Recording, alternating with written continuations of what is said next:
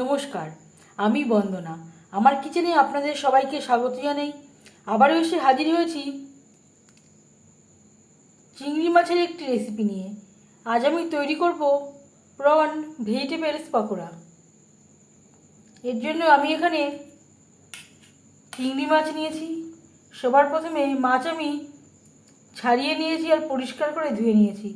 Marinate করব। দিয়ে দিলাম রসুন, যেটা আমি থেতো করে নিয়েছি, আর দিয়ে দেব আদা ও কাঁচা লঙ্কার পেস্ট, পরিমাণ মতো হলুদের গুঁড়ো,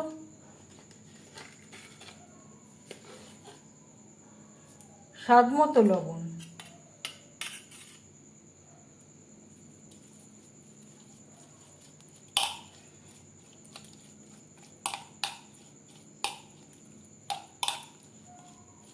মাছের সাথে মশলা বেশ ভালো করে মিক্সড করে দেব।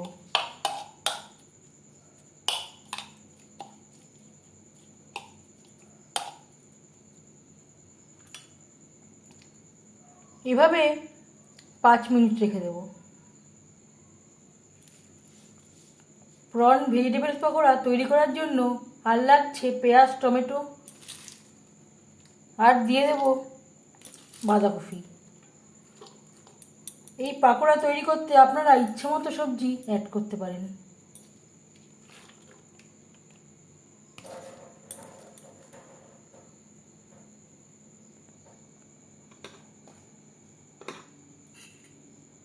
আবারও দিয়ে দিচ্ছি 1 চামচ রসুন, যেটা আমি থেতো করে নিয়েছিলাম,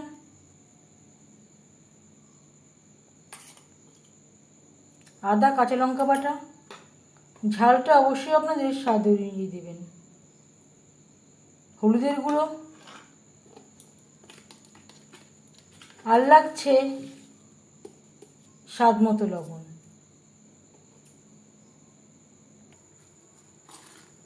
মশলার সব উপকরণ দিয়ে ও লবণ হলুদ দিয়ে সবজি বেশ ভালো করে মেখে নেব।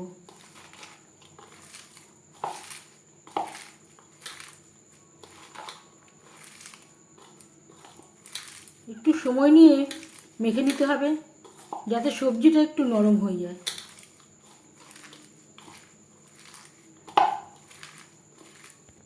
হাতে যদি সময় থাকে 10 মিনিট রেস্টেও রেখে দিতে পারেন।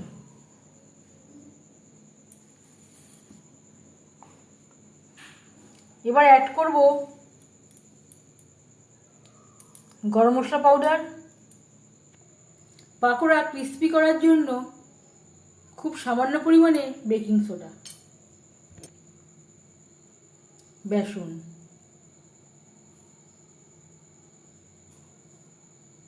চার চামচ মতো আমি বেসন অ্যাড করলাম। যদি প্রয়োজন হয় পরে অ্যাড করব।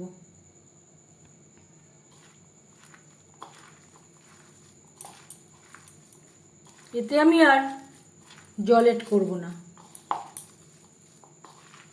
লবণ ও মশলা দিয়ে মেখে রাখার জন্য এর থেকে জল বেরিয়ে গেছে, এতেই মাখা হয়ে যাবে।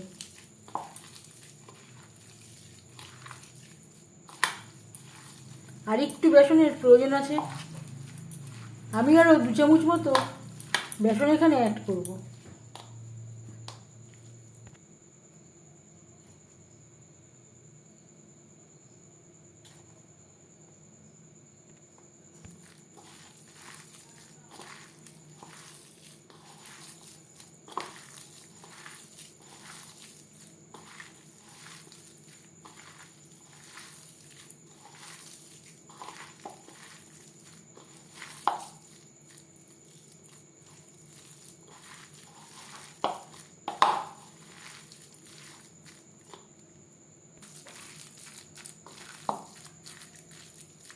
আরও আমি 2 চামচ মতো অফ ক্যামেরায় বেসন অ্যাড করে বেশ ভালো করে মেখে নিয়েছি।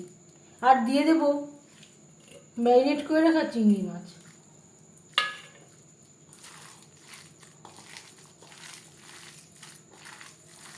মেখে নেওয়া সবজির সাথে ম্যারিনেট করা চিংড়ি মাছ বেশ ভালো করে মিক্সড করে দেব।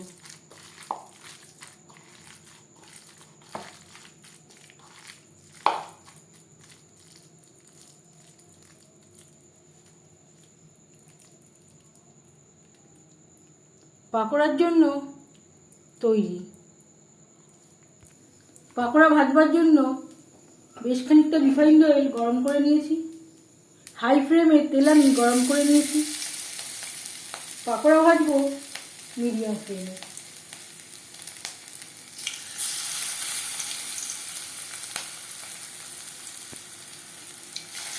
হাই ফ্লেমে ভাজতে যাবেন না, পকোড়া উপরে ভাজা হয়ে যাবে কিন্তু ভেতরে কাঁচা থাকবার সম্ভাবনা থাকতে পারে।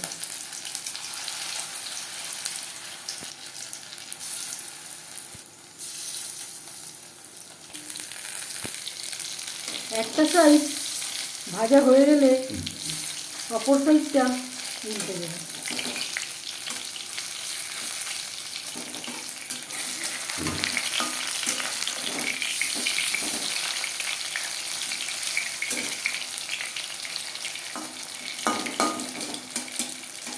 উল্টে পাল্টে ক্রিস্পি করে ভেজে দেবে।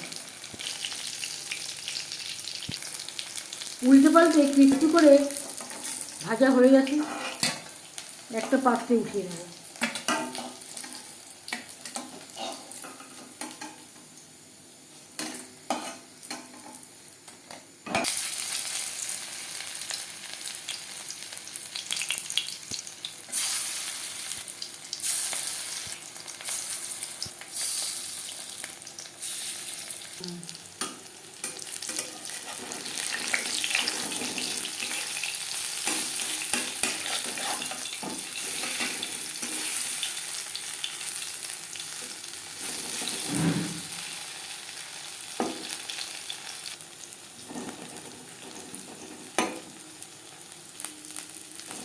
প্রত্যেক ব্যাচের পাকোড়া একইভাবে ভেজে নেব। এবার যাচ্ছি সার্ভ করার প্রসেসে।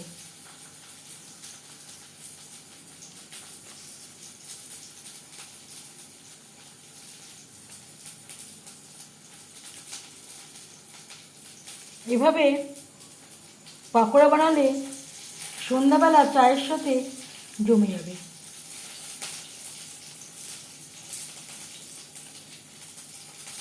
এই পাকোড়ার রেসিপিটি কেমন লাগলো অবশ্যই জানাবেন কমেন্টের মাধ্যমে। যদি এই রেসিপিটি ভালো লেগে থাকে লাইক করবেন, শেয়ার করবেন, সাবস্ক্রাইব করবেন আমার চ্যানেলটিকে, বেল আইকনটা ক্লিক করে দেবেন। যখন আমি নতুন ভিডিও আপলোড দেব তার নোটিফিকেশান সবার আগে আপনার কাছে পৌঁছে যাবে। আপনারা সবাই ভালো থাকবেন। এই ভিডিওটি দেখার জন্য ধন্যবাদ।